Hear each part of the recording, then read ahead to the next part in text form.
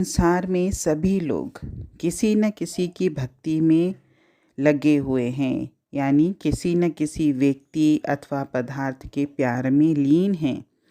कोई धन दौलत का भक्त है तो कोई मान प्रतिष्ठा का प्रेमी, किसी को बाल बच्चों से प्यार है तो किसी को मित्रों और रिश्तेदारों से। दुनिया के सारे रिश्ते नाशवान हैं, अस्थायी हैं। इनकी भक्ति यानी हम इनसे प्यार करते हैं, यानी इनकी भक्ति में हम जब लीन रहते हैं। प्यार मतलब भक्ति। जब हम परमात्मा के लिए भक्ति शब्द यूज़ करते हैं तो इसका मतलब यही होता है कि मैं परमात्मा से प्यार करता हूँ। तो अगर हम दुनिया से प्यार करते हैं यानी हम दुनिया की भक्ति करते हैं, और दुनिया की भक्ति हमको कभी भी परमपिता परमात्मा से नहीं मिला सकती। दुनिया का प्यार अंत में दुख का कारण बनता है।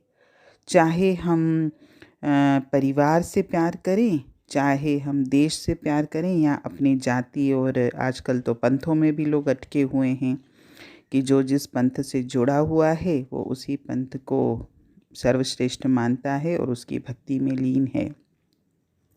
लेकिन ये सारी जो भक्तियाँ हैं ये सब नश्वर हैं।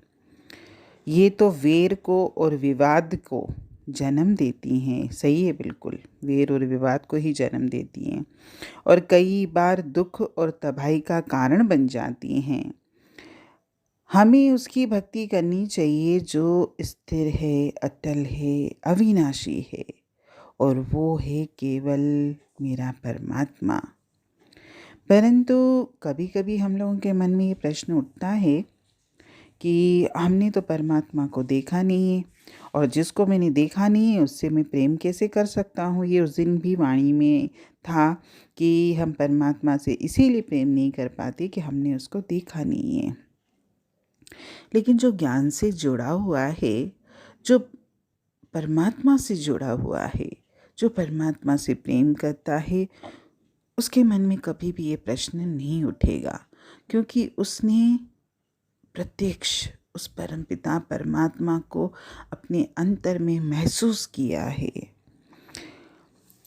अगर हम सत्संग वाणियों से जुड़ते हैं और हमारे मन में उस परमपिता परमात्मा से प्रेम जागृत होता है, तो इससे अच्छी बात इस संसार में और कोई हो ही नहीं सकती।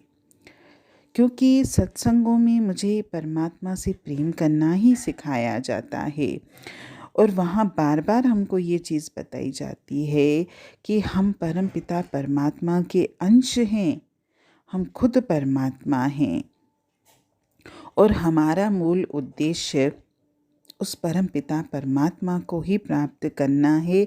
इस संसार को नहीं प्राप्त करना जिसमें हम 24 घंटे लगे रहते हैं। संसार और सांसारिक पदार्थों का प्यार और हमारा मैं यानी मेरा अहंकार परमात्मा के प्रेम में सबसे बड़ी रुकावट है। अपने अहंकार, अपने मोह, और जो भी हमारे दुनिया के प्रति जितने भी प्रकार के प्यार हैं, यहाँ तक कि अपने आप को भी न्योछावर किए बिना उस दिव्य प्रेम की, उस दिव्य शक्ति की प्राप्ति कभी नहीं हो सकती। कबीर साहब अपने वाणी में लिखते हैं कि प्रेम प्याला जो पिए शीस दखना दे, अर्थात जो भी उस प्रेम के प्याले का स्वाद लेना चाहे उसे अपने शीश अर्थात अपने अहम की भेंट करनी होगी, तभी उसको परमपिता परमात्मा मिलेगा।